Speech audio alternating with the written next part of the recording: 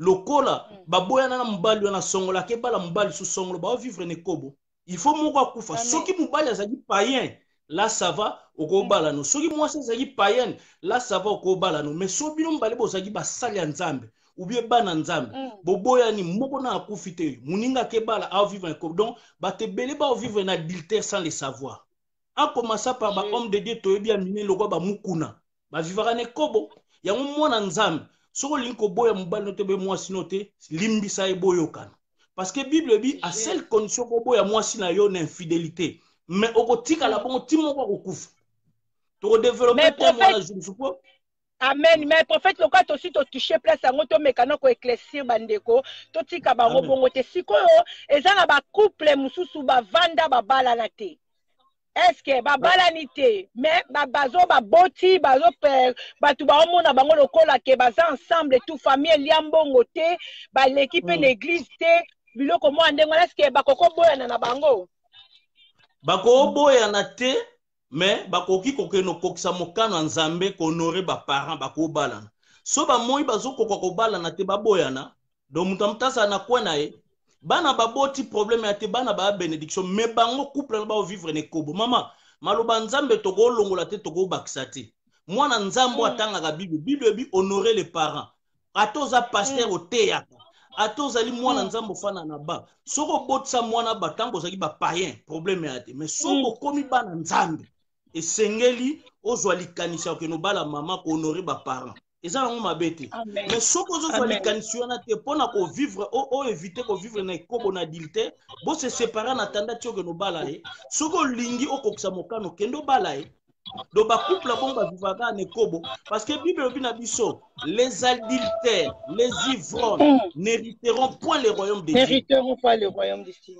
Donc ba roya ozanga na bango ka lola pone kobo bate belé même oyo yebi babalani aboyi kuna bakebana bazo vivre ne kobo sans le savoir oyebi pe bango bien biso pe toyi bango bien to encourager batwana bakabwana bazo vivre ne kobo timo kwa kokufa c'est prophète makambo eza chaud prophète yo obeta kapenza na esika o esengeli obeta maloba nzambe eza pasi meza maloba nzambe même nga na saleli yango bobetela ngo sete parce que na kotika biso pe to sala mabe bat babetela biso ba sete to tikati.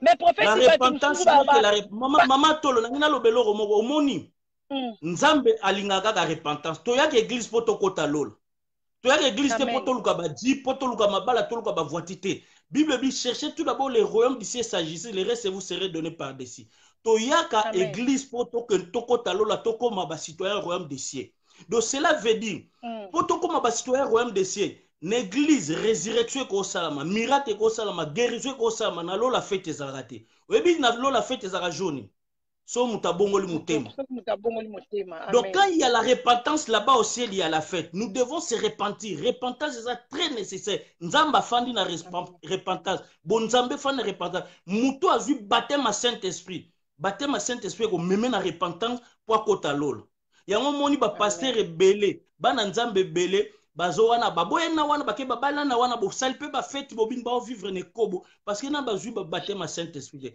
ba apôtre Paul ba apôtre Pierre pardon ba Thomas banane ba comme déjà ba apôtre Yesu oyebi ke bazaka ba pagan ba yako bongo la mitema jour à Pentecôte yango na Pierre wangana Yesu 3 fois Thomas yote fona tchaka musapine soki yemtu a seku pena solo donc cela veut dire bazaka na ba paye malgré tous obenga ba apôtre et ça ba te belé lelo to benga ba ba sali nzambe ba passer bana nzambe mais réellement ba na ba paye na ba bongo mitema parce que muto zi baptême à Saint-Esprit peut-être on peut le bon ils sont fait tant peut-être des années 2015 12 13 nazarana mosala nzambe maintenant nazoli baptême à Saint-Esprit peut-être na yo zona 2016 na se renoncer na bongo mutema parce que ba pasteur peut être tambola la bango tilelo auto tambola la bango 2014 2015 tilelo ba païen et belé na yebi pe bango boyebi pe bango me bana ba païen na bazu baptême à Saint-Esprit yango mona azofa na mwasi na ndako abotsa mwasi abala été atabolo bazane kuna te parce que il n'a pas encore reçu le baptême du Saint-Esprit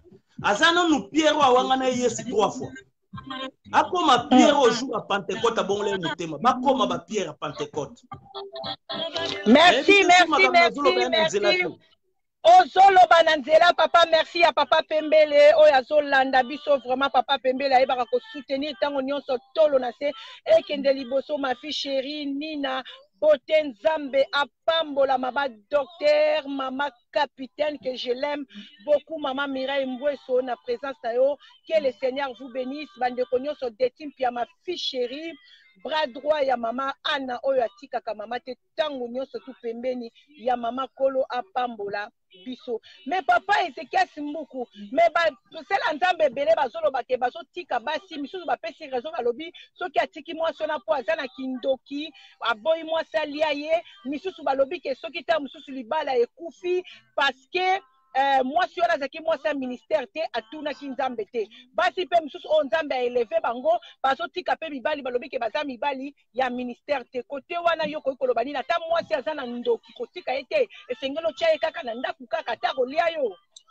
baza lokuta basala nzambe na baa lokuta na église bandoki bayaka ebele ti mponi babengana bandoki wana te na église baza mpona nzambe alobi na biso voici les miracles qui accompagneront ceux qui auront crié à mon nom ils chasseront les démons na église nde tozana toyamba bandoki tolinga bongo mwasi no mona ndako bongo mwana no mona ndako mponi na olinge te eza nango lukuta baza bekobis te baza lokuta basala nzambe bele omono David l'homme selon mon cœur mama David so nzambe alobene l'homme selon mon cœur nzambe alinga lisumu te eza teke mpo azosala ekoba osenga bolimsi te David ezali deux choses nzambe alobene l'homme selon mon cœur nalingaka biloko mingi premièrement tant David azwi bokonzi azwaki likanisa kotonga temple deuxièmement tant David azwi bokonzi après 40 jours azwi likanisa récupérer arche alliance oyebi arche alliance soki ezali présence ya nzambe na Israël o présence ya nzambe bafilistin bakendaki nango ezalaki su te mais David ntango azwi reine après 40 jours abeti Goliath a récupéré arche alliance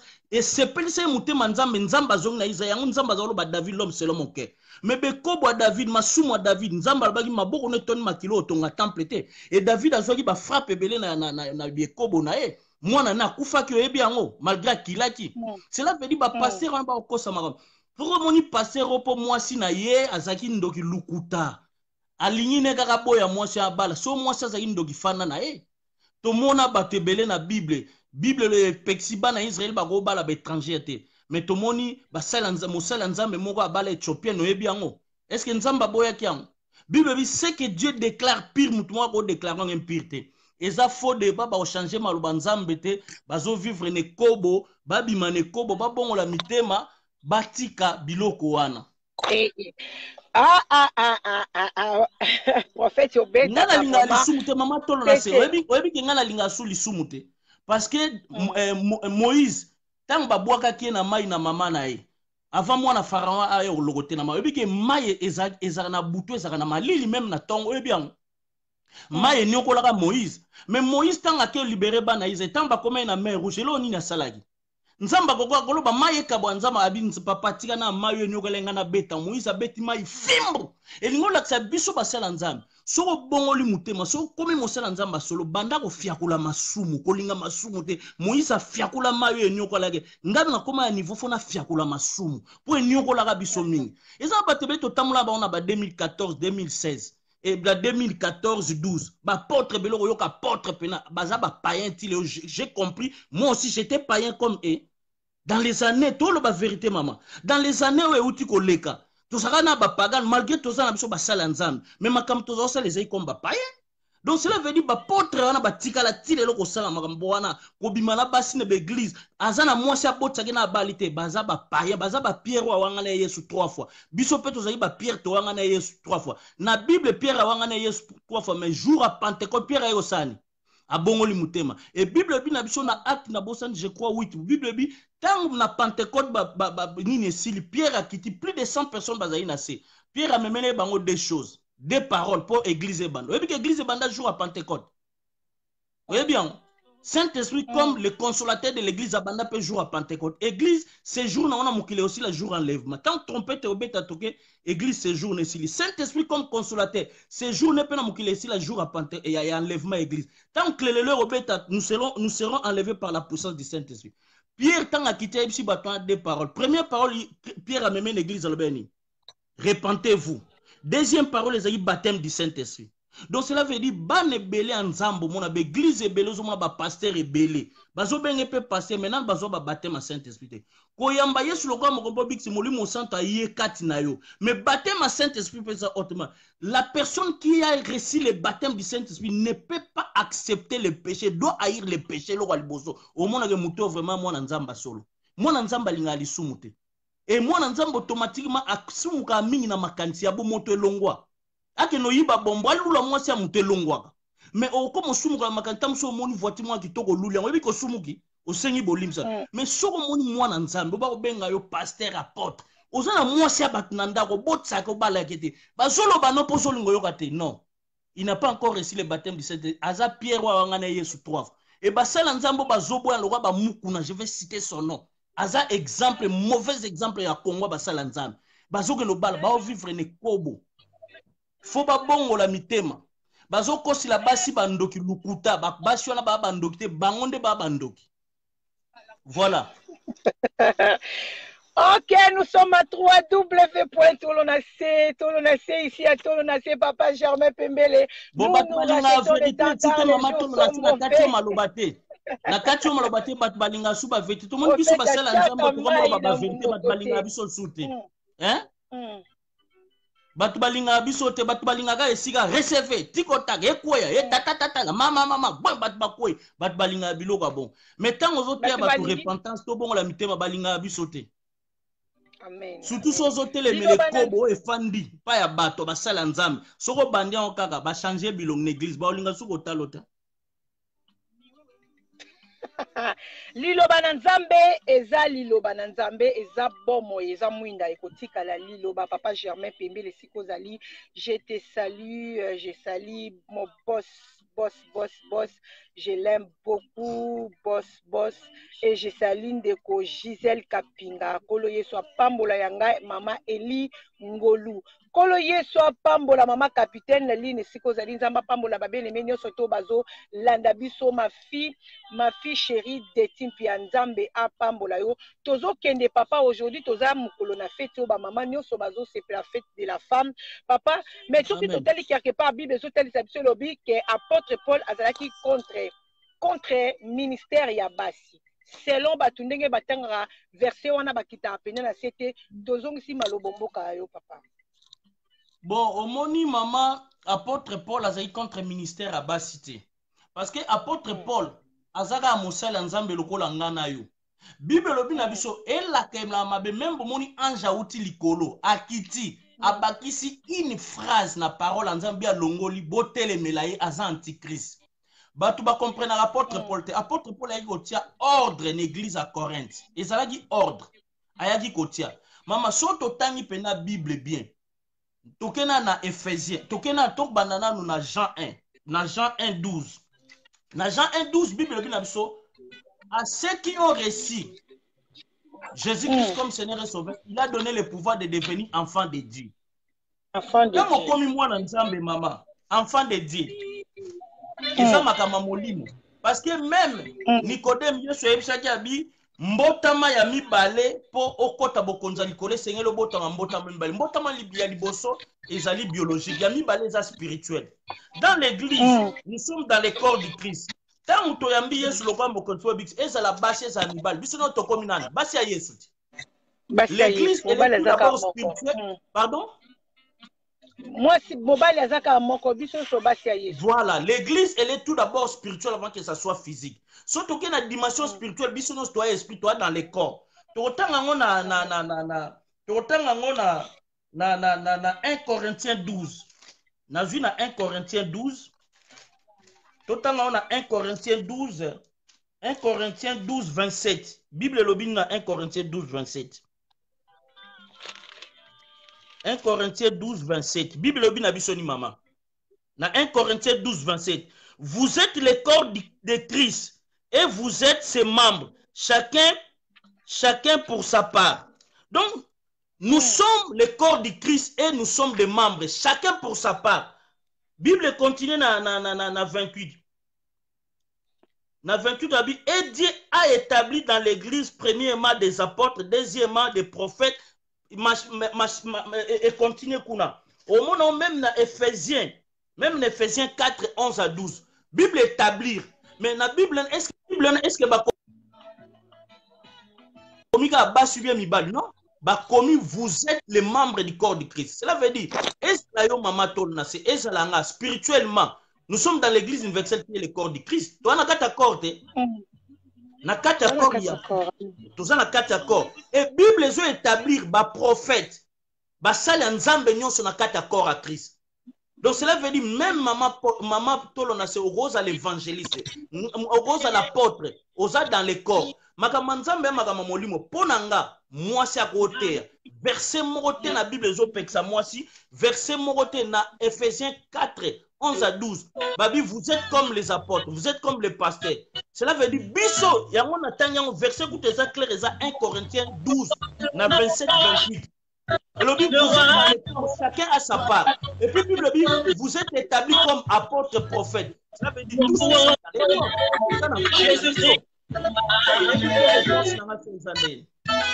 oui, papa, réponse na yo eza bien. Réponse na bien tozo continuer. To lingi skoto yeba papa na biso ba sala nzambe mususu ba telemelaka basi balobi ete bibali o baza basali na nzambe ba komisi bana basi na bango basali na nzambe o basi o azo servir na mibali na bango ba okeli felo. Mais maman, baza lukuta parce que mutako comme ça mutu mosala nzambe bazate. Ba confirmera nde ministère nzambe. Mutako comme ça mutu mosala nzambe za yemoko Yesu. Bible na 1 Corinthiens 12, 31, aspirer aux dons les meilleurs. Mais Babi te aspirer au ministère les meilleurs. Ministère mutape sango ezanzambe. Maman, nga mwasi na nga zali atozana e. Mwasi na nga na église ate ya rate. Peut-être modération équipe intercession. So la ngina ko comme c'est mosanza poni na comme ça kete. Mais so bazana likabango eko to travailler na ba mama docteur Mireille Mbweso. Mama capitaine, ba mama Salomé Sandra. Est-ce que ba basi na nga ba bana na nga? Bakomi basala nza po nzambe mutakomisa ba ngai kaka za confirmation d'église. Cela veut dire soko moni mwasi ya mosala nzambe aza évangile lokola yo. Eza papa Carlos mutakomisi te. Wana eza jalousie. Eza nzambe mutakomisi yo mais na nzela papa Carlos. Bon, ba pesika ba exemple pona bino ba mama basi ya ba passer. Bon nga mwasi na nga poni akoma pasteur te. Fallait na komisa epeti. Ça veut dire naza makoki wana te. Donc cela veut dire les gens qui parlent comme ça ba faible, bato bazaka ba jaloux. Batu oyo balingaka te oh Bible lobi na biso na confirmé sur na Jean 4 23. Jean 4 23 Bible lobi na biso ni natanga. Mais l'heure est venue, elle est déjà venue où les vrais adorateurs adoreront le Père en esprit et en vérité. Ce sont les adorateurs que le Père cherche. Maman, Bible lobi les vrais adorateurs adoreront le Père en esprit et en vérité. Ils sont spirituels. Est-ce que Bible lobby les vrais adorateurs kabana mibal non? Maman nangina lobelo mo oboni ancienne alliance eza image ya nouvelle alliance. Mais papa prophète s'il te plaît. Prophète s'il te plaît na kati maloba te parce que ezoloba make na kati 5 ministères basi bazala te. Pourquoi Jésus a ponaki basi te selon bango? Merci maman pona motuna eza motuna mo capital. Omoni tangu Yesu azala na mokili oyo. Ti Yesu akufi asekui akei église na ne botamete église eko botama jour à Pentecôte wana Yesu aza à la droite du Père. Nous parlons de l'église universelle. Quand Christ était vivant, l'église n'existait pas. Na ebite son réponse dans OPC Zamabé. On dit que l'église, les 5 ministères est dans le corps du Christ. Natanya on a 1 Corinthiens 12 27 à 28 Natanya Babi vous êtes les corps, chacun a sa part. Car j'ai donné l'autre comme apôtre, l'autre comme verset clé en Wana. Nous sommes dans les corps. Quand Christ était vivant, l'église n'existait pas. L'église existait peut-être spirituellement, mais physiquement, l'église existait. Le corps n'était pas. Et l'église a commencé les jours de la Pentecôte. Et l'église prendra fin ce séjour sur la terre. L'église n'a séjour le jour il y a enlèvement. Jour l'église est enlevé. Saint-Esprit comme consolateur église. Abanda mukola Pentecôte. Mission est aussi la jour il y a enlèvement et église universelle. Après tu as une période de tribulation, tu as 7 ans période de tribulation divisé par des 3 ans et demi antichrist en l'alliance na Israël, 3 ans et demi grande tribulation antichrist vers les nations. Caché 666. Et ça va thème belé to enseignement belé to développement. Et faut que les jours de la Pentecôte makambo changé, Jésus-Christ n'est plus le fils unique du Père, il est devenu le premier-né de tous les enfants de Dieu. Avant le Pentecôte, azali fils unique du Père. Mais jour de Pentecôte, et si il faut, bisono to koma ba nanzam. Yozana mwana, mon so boti ami baleske mwana nazo sou fils unique. Non? Eh, maman, ouais. Non. Donc, jour de Pentecôte, Yesu azara sou fils unique. A comment le premier-né de tous les enfants de Dieu. Et il y a un moment dans le corps qui est l'église universelle et ça spirituelle, l'église est la femme du Christ. L'église a vu les jours de la Pentecôte. Donc, tant que Yesu a ponagi bapôtre, l'église est là, n'existe pas. Bato balobako Yesu ponani parce que Yesu tanga poné bapôtre église. Or, Yesu tanga ayaki comme Messie, mais asalaki alliance na l'ancienne alliance. Nzamba salaki alliance na peuple, les juifs. La nouvelle alliance, Nzamba sali alliance na famille que nous sommes les enfants de l'église. Donc Yesu, tant asalaki na se, asalaki ko vivre comme Yuda, ayaki comme na pona ba juif, mais tant ba péché mukongwaye vers les nations après église et botam. Tant Yesu azaka na mokili, l'église n'était pas encore née. Bato balobako poni 12 apôtres parce que l'église est née le jour de la Pentecôte. Tant Yesu azaki église et botam, mais l'entourage à Yesu basi bazaki. Ya on a même une révélation. Vous voyez que Jacob azaki na 13 ban. 13e mois na nezaki ya moi si comme on ezaki dina. Mais pour l'année, parce que selon coutume ba juif, moi na moi si ako renier ta cause à la bon. Ya on peut batanga communauté. Or Israël est na 13 tribus. 13e tribu c'est Dina. Moi na moi si. Mais na ba juif le roi moi na moi si ba juif ba quelque part ba le roi ba Yuda ba le roi ba luba pa na biso na Congo. Moi si mutu tsanana. Remarquez ba église ba passer mi ba luba ba lingate moi ça te. La plupart ba même coutume la ba on une église. C'est la vérité maman. La plupart. Mais on remarque na Israël, selon coutume la bango moi si yango moni même Dina 13e mois na Jacob batanga qui était. Nini ancienne alliance eza elili ya nouvelle alliance. Yango moni na nouvelle alliance 13e tribu ya Israël et bimik l'église c'est la 13e tribu ya Israël toza basi na Yesu. Nous sommes l'image de Dina. Toza basi na Yesu 13e tribu ya Israël. Yango balobaka l'église basal toalo spirituellement toalo roi Bayuda. Nous sommes la 13e tribu d'Israël.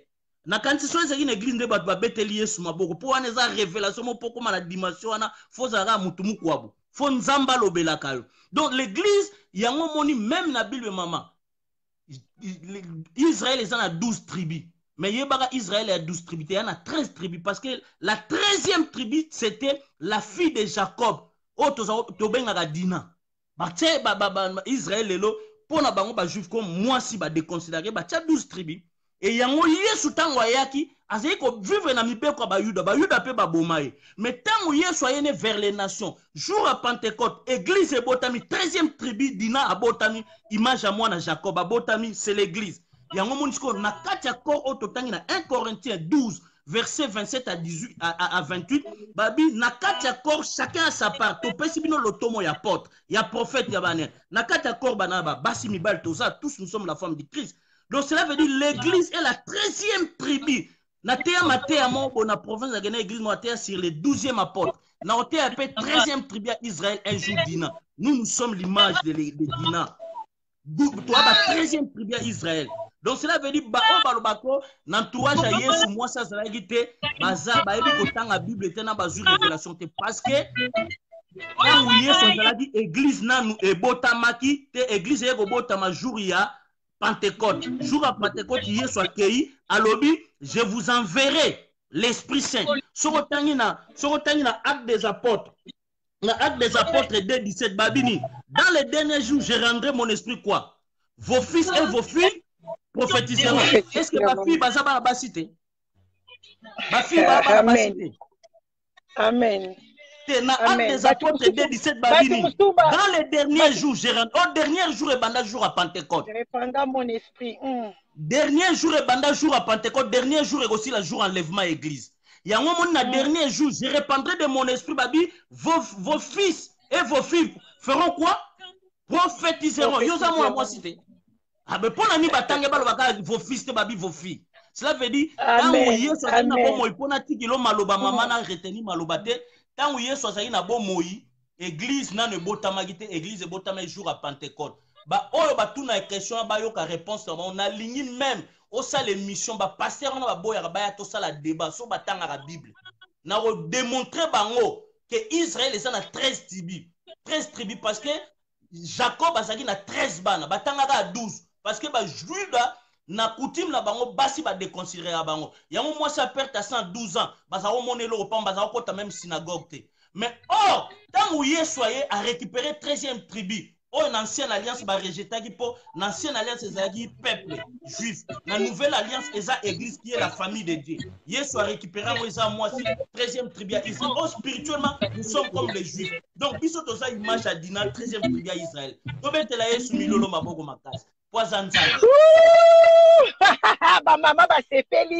ba mama ba sepeli prophète ayimboli peno limboli biso to comprendre ba mama ba sepeli eza na basi ebele ba osala musala makasi mais bazozala encourager te batu baza ko décourager bango na façon na bango ya ko comprendre makambo mais eloko nga na yebi etant que ana kalamba mukolo na kutena ina Yesu Masia na zaki nga mukolo na kutena na Yesu Masia matoi na nga muto yokaki makambo to alliance ni ngai moko na yebi na yeba kosala na nzambe alors toko kende liboso ata biso moko tokote ya Yesu Masia tokote ya Yesu Masia ti mukolo ya koyeba kozwa molimo na biso que le Seigneur vous bénisse bande ko nyonso to bozaki na yo sango malamu mama tolo na sena nzela na bino batu ba obongola mitema mama tolo na so saka fierté na biso église na Paris ozaba mama Château Rouge te église te Ozalaka côté wana c'est vrai Moïse azaka na ndaka Pharaon le même Moïse Nzamba utilisé que nous libérer Israël parce que ayeba ki environnement Pharaon Nzambe aza capable de bongo sa ndoki mutema mais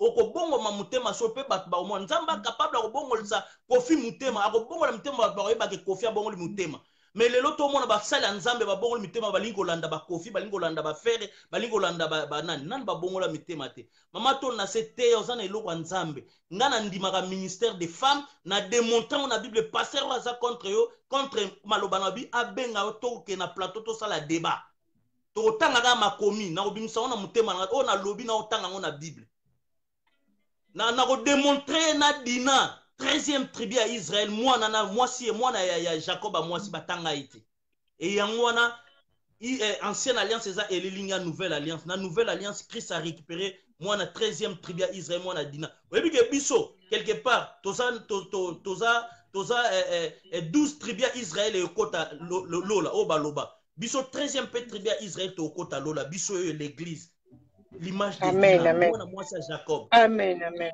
Amen. Merci prophète comme chité to comme pena suka ya émission na biso mais na lingi na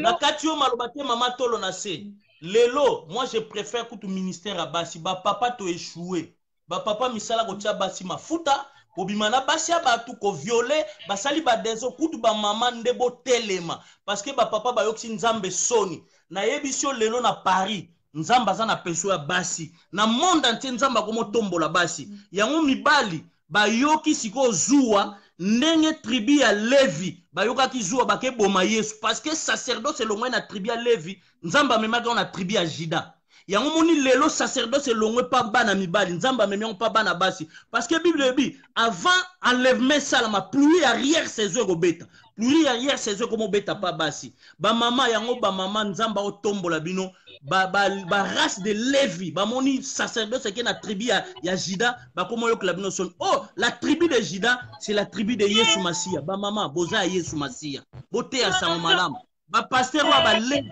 ba zo klabino zuwa nde ba yo klabino Yesu zuwa ba memie ne kulusu oh comme ma Yesu ne kulusu za victoire nde ba yo klabino zuwa ba zolo ba bonzo ka Nzamba zo élever bino suma kazi ba papa ba yoki Yesu soni ba violer yango Nzamba pesi bino sacerdoce et longo na tribu ya Levi ya ba papa et que na tribu ya Juda Yesu Masia ba mama boza Yesu bote ya sango malamu to betela Yesu maboko makasi lolo milolo merci papa pona lilo basuko ko koloba conseil nino ko pesa na ba pasteur oyo baza ko telemela ba ministère basi ba olinga te basi ba te ya na église na bango basi basala ke loko te basi ba telemaka te loko de tant que yo lokolo za côté oza kondima ke mwasi ko côté ya mwasi ko za na manda Nzambe ko sola pena mwasi eloko nyo ko yebisa ba pasteur wana eloko na yebisa ba pasteur wana Bible ba bito bakisate to longola te ba pasteur wana baza animé na esprit antichrist soki eza jalousie te ba animé esprit antichrist omona ba pasteur wana basala bongo pona ni baniata basi na église bango babimaka na basi ya batu na église bali basi yango batelema mwasi mutu chanana to démontrer ngo na Bible bi mutu akolongola mutu akobakisama elakela mabe ba pasteur wana etant que mosali na Nzambe prophète ya tango oya na puissance ya repentance puissance o azo préparer ba pona enlèvement de l'église alobi na bino ba mama bate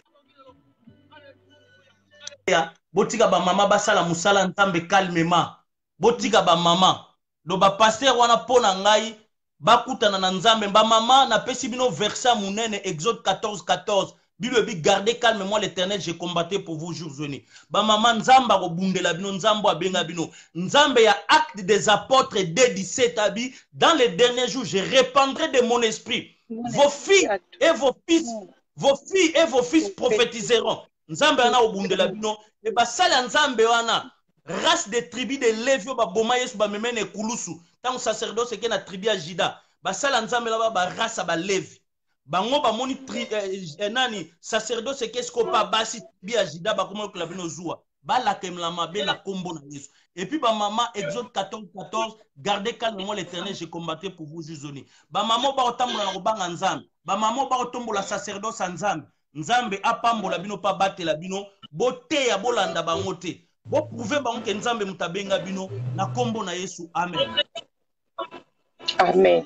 Na kombo na Yesu amen. Prophète na mon loka to comme na biso na suka na ebité ce qui moi mot de la fin ko kozala pona ko ba ko clôturer journée à lelo. Mot de la fin o eza moi ba mama Nzamba pambola bino biso to bandaki moi mars to na église ba papa ba te arate to yoka ba mama to honoraka bango o bible bi to honorer ba mama na biso. Semaine to zena mama docteur capitaine Mireille Mbweso a clôturer lobi dimanche na 14h. Ba maman bolandinga na Facebook ya ebele na numéro 16 rue Escorvier 95 200 Sarcelles RRB au kitina gare à Sarcelles bis 270 tina arrêt Lelière et Rivo et pardon na arrêt fer à cheval au kitona une minute apio comme une église na voiture aux yeux A1 ou A3 l'île Charles de Gaulle au bimi na sortie Sarcelles et maman tolo na se de semaine ezo to ana mama prophétesse Salomé Sandra semaine wana kuna to ana mama MB Claire et semaine asuka convention ba mama 3 jours vendredi tozana mama Nana Pemba mwasi ya papa Sele Matos et samedi tozana mama tolo na se mama Balola Bilanga mama le bulldozer mama oazo lengisa satana na Paris mwasi ya gardien du temple papa Kalambay et dimanche tozana na ye moko mama capitaine mama Mireille Mbweso.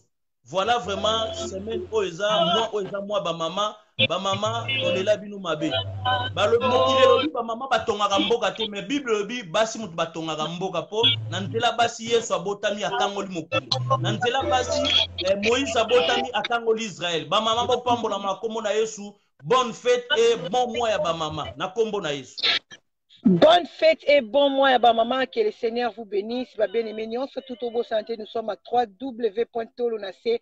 Ici à Tolonacé, nous rachetons les temps car les jours sont mauvais. Jésus-Christ revient bientôt. Tozoya na Tolonacé, malembe chitoko koma. Biso toki makate poete ya nzambe towole la kate toya kanango malembe. Nzambe apambola ba bien-aimé nyonso to bakanisi ko partager vidéo oyo. Nzambe apambola ba bien-aimé nyonso o bakanisa ko s'abonner na site na biso www.youtube. Nzambe apambola mama Sandra Mosika. Oyo azalaki bongo na ligne Nzambe apambola ndeko Nadine Beya.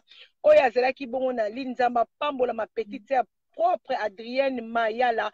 Kolo Yesu apambola papa Germain Pembele oyo atikaka tolo na sete tango nyonso to ayebaka ko pusa tolo na se ekende liboso e mo boss Beya boss Beya bosso que le Seigneur vous bénisse maman capitaine maman Mireille Mbweso toza ensemble il y a pas souci. Que le Seigneur vous bénisse. Soki kolo Yesu masi azongite samedi tokoyeba kozala susu na notre prophète polele donc ye akendaka avant prophète Ézéchias. Samedi toko développer thème ya divorce. Ba pasteur na ba chantre na bana nzambe o bazo vivre ne kobo. Soki na no bala na yo te. OK na yo bobo na mbalo zu mbalo musu problème mais soki so bala oza sous na droite. Surtout sur os travailler na sacerdoce. Sur oza mwana nzambo yak église ofana na lieu saint ou lieu très saint parce que rideau kabwana biso to koma na lieu très saint. Okoyi ko balate. Au moins moi ça zaki mubali azali mupagano. Awana oza non na problème te. So mubali azali na mupagano, oza non na problème te. Soki moi ça zali mupagano wana problème te mais so bino mibale bozali bana nzambe. Prophète s'il te plaît prophète. Prophète ezana ba pagano mususu bazo vivre parmi bana na nzambe. Azo sala face lokola azali mwana na nzambe abongola motema mais totalement totali vie na endenga azo passer moi c'est lembi calvaire akimi. Oui. Wana tozolo bango. Mais moi si biso toyebi ki aza chrétien mais moi si yemoko azo vivre na ye ayebi ki aza vraiment vrai mupagano par rapport à ba acte il faut te bible ici biso ke bakoyeba biso na misala siko libala ya bongo moi si avanda kaka papa tena lobi boya soki mutu abala na ina païen tolo baba païen soki mutu ya église astambula lokwa ba pagan mayamba yesu lokwa mokosmo big to benga bango quelque part na nde ba da théologie nde ba so ba chrétien charnel o ba chrétien charnel ti ba chrétien maintenant bazo baptême Saint-Esprit pour Pierre ba benga ki apôtre mais comme ba Pierre nan bazo baptême Saint-Esprit ayanga na yesu 3 fois amoni yesu otamula mai akoti duto soki yo yesu ngapi na tamula mai o ya bosani ke yesu avant joyeux asala ki pêche a recommander ba mbisi ba poisson ba kota na filet na avant yesu a gagné Pierre a bosani biloko wana mais jour à Pentecôte Pierre a yeko bongola mutema bato wana ba bongoli mitema te mais nazo ba so mobali no azali pena païen ayaka na église te mwana nzambo wana on a droit obala wana condamnation te mais so mobali no azali chrétien au moins azali chrétienne so bokabwani bokobade na yebi couple mo bo mobali ne azali mosala nzambe baboye na mobali wana akebala susu mwana nzambe muso ayemba ba vivre ne kobo fo bakabwana bible tima ba vivre ne kobo mukuna kebala mwasi mukuna o vivre ne kobo mukuna zo vivre ne kobo est-ce que toyebi yango te yo tanga mukuna mosala nzambe yo yebi parce que prophète mosala nzambe oyo yebi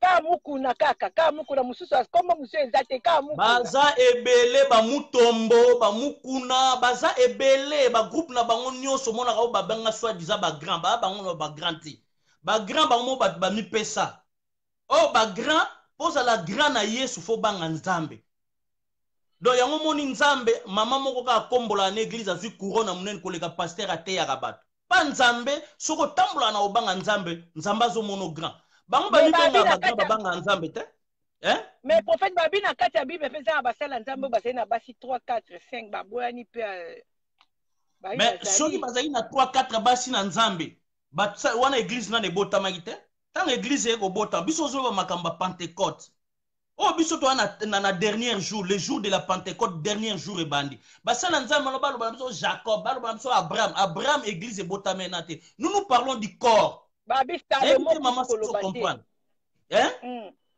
nous parlons du corps l'église a commencé le jour de la Pentecôte makamba Abraham etali biso te bango ba hors église yango bato balo bago basi tango Yesu azaka pone 12 apôtres bazai hors église ba ko kota na église jour à Pentecôte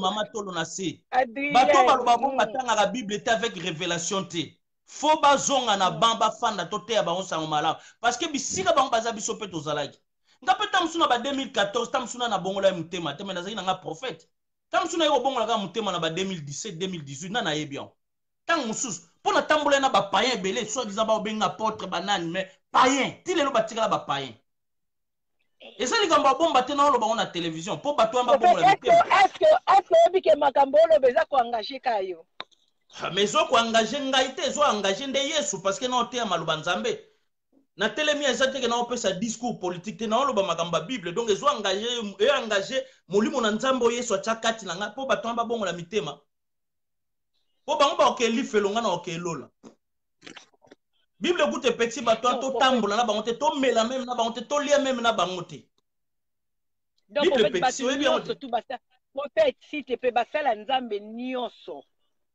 oyo ba basi na mibali na lingi question moka ya suka pona yo émission ko kata na te tellement ozara na makambo loba na kati ne belé mise ko katana te na lingo pesa biso ka dernière parole na poto to koma ida na suka mais to continuer de molimo mema biso yebisa biso eloko moko na banangai mutu toza na ona ligne na bandeko bazala biso ensemble basali na nzambe nyonso tu ya monde entier na basi na mibali oyo basi bakotaki na kati ya alliance ya libala baboyani na gauche na droite oyo akebala bango nyonso baoviva na ekobo soki yesu ayeba okeli felu Bible eza claire bi les ivrognes les impudiques n'hériteront point le royaume de Dieu. Baokota lola. Mais bango ba impudique te libala simbi te akei. Libala mais ba vivre na adultère, ba vivre na impudicité. Bible lobi tokotanga avec sango di samedi zoya. Loba na bango ba passer na ba kota na ligne tokotanga avec ça. Bible lobi soki oboyani na mwasi. Il faut fanda bongo. Soko lingite limbisa mwasi lokola église Christ a limbisa église mwasi na ye. Bible bi soki olingite fobo fanda bongo timo kwa kokufa. Soki omoni okokate sa nini limbisa mwasi no zongse na ndako. Alors, so ba moni ba kokite, ba zongsa basi na wana bandako. So ba zongsi basi na ndako te ba vivre ne kobo. Eza mate ba za parole. Mwasi ataza ndoki. Moi c'est un mosala nzambe mo pe na Bible ba peksa ba juif ba ko bala te ya bale Éthiopienne. Mais nzamba akorda que moi ça zande bonne église na biso bandoki pe ba yaga. Nembe église to dirija bandoki ba yaga to linga bango. Bato sekula ba yaga to linga bango. Mais moi sino azande go mosala nzambe. Nzambe na yo lelela nzamba bon se mutema. Peut-être tamsu nzamba tindi ya pembeno na moto na mabonde no kindoke kolongwa e. Et puis, ce qu'on a dit, c'est que Baba Ndoki. Et l'on est prouvé que Baba Ndoki. Et l'on est prouvé que Baba Ndoki. Nabia, et l'on est prouvé que Baba Ndoki. Ok, nous tous moi c'est Moukuno à cause de la Zandoki. Moi, si on n'a pas opé sur vectionnel. Moi, si nous sommes fan de la moutombo église. Moi, si nous sommes fan de la moutombo église. Je dis que moi, si nous sommes fan de la moutombo église. Moi, ce premier, moi, si moutombo à la fan de l'église à l'ongle église, mbunzo na moutombo à mon akebabi na l'ongle église tiye soroya. Siko moi sanga loba longolanga kindoki tuna bat basambela pa mutombo moi sina liboso ti lelo afana na église abaka ti bo longolanga kindoki siko kindoki yango lelo to kene soki ba 20 ans soki 18 aponi kindoki yango elongo ate omoni ke bakosela ka motion na makamko kosela mama tolo na se les ivrognes les voleurs les idolâtres les impudiques n'hériteront point les royaumes de Dieu. C'est la parole de Dieu, c'est pas moi. Donc, comme samedi prochain, pour un prophète pour naïe et monsieur aussi la thé Mireille Mweso et monsieur aussi la thé Adrienne Mayala et monsieur aussi la thé papa Germain Pembele na papa na biso passer Mboukuye à l'obaka bimisaka vérité moli mwanzambe me makai na ba dimension Nzambe a pambola ba bien aimé surtout bien aimé surtout vos akina na ligne partager les messages samedi prochain tokozala elongo na papa na biso tokozala elongo na papa na biso Ezekiel Simbuku toko développer sur le divorce donc papa na biso na o ebele ya koloba ayemoka tindi bino abibo benga ba pasteur wana boy bisabon ke à partir ya 23h samedi prochain papa Ezekiel Simbuku akoleka na www.tolonase akotia nyonso na mesa Bible lobi tote ya vérité. Alors on avance papa, que Dieu te bénisse na ebite nga na suki na nga wana so yo za na loka oloba menga on a loka oloba te moi o ezaka moi ba femme to développer kaka sur ministère ba femme sur divorce parce que zo concerné basi moi to développer ka biloka basi ka basi to tombola ka basi moi o parce que nzamba lingi basi o ebiti na nzamba lingi basi poni ate église za moi na mbalte ataka église za moi na mwasi nzamba moni Israël est négligé qui dina 13e tribu à Israël nzamba récupérer bango grâce à Abi Ali Dina Bima, l'image de l'église. To développer ngo ba pasteur et cobiste o ba boya ba soi-disant bandoki benga bango baya ba chantre ba bala aboya ke bala zo botsa benga bango baya to tia makomi. Pongai bandana yamba ba zwa batema plus Jol mazawa pijol ma. Mama to komi lobby to préparer ba kilt la malam. Merci papa, oh là là, bien que le Seigneur te bénisse. Bien-aimés dans le Seigneur, que le Seigneur nous bénisse. Tozaki bongo na www.tolonacé ici. À Tolonacé, nous rachetons les temps car les jours sont mauvais. Jésus-Christ revient bientôt. Jésus-Christ revient bientôt. Tobongo la mite ma bokonzanzambe komi pembe. Merci à papa Germain Pembele. Merci à ton soutien. Merci à ma petite sœur propre Mayala Ngombi Adrienne. Merci à maman capitaine Losako, maman capitaine, maman docteur, maman Mireille Mbwe Sokolo Yesu Apam. La fille de promesses, c'est ma fille de promesses. Nzambe a pambola mon boss Béa, bosso isoki kolo Yesu Masia zongite tokutani lundi. Soki lundi tokutani lundi et tokutani samedi na prophète Ezekiel Simbuku sur notre thème divorce tokutana samedi. Pour na programme lundi bokomona affiche na Tolonacé Anne Kalamba et Tolonacé. S'abonnez vraiment massivement et partagez les messages. Bisous. Je vous aime beaucoup, Tchèque. Merci à mon Zinangai, Papa Carlos Kalambai. Merci. Papa Carlos Nzamba Pambola. Merci à suivre. Merci, prophète, à suivre. Merci.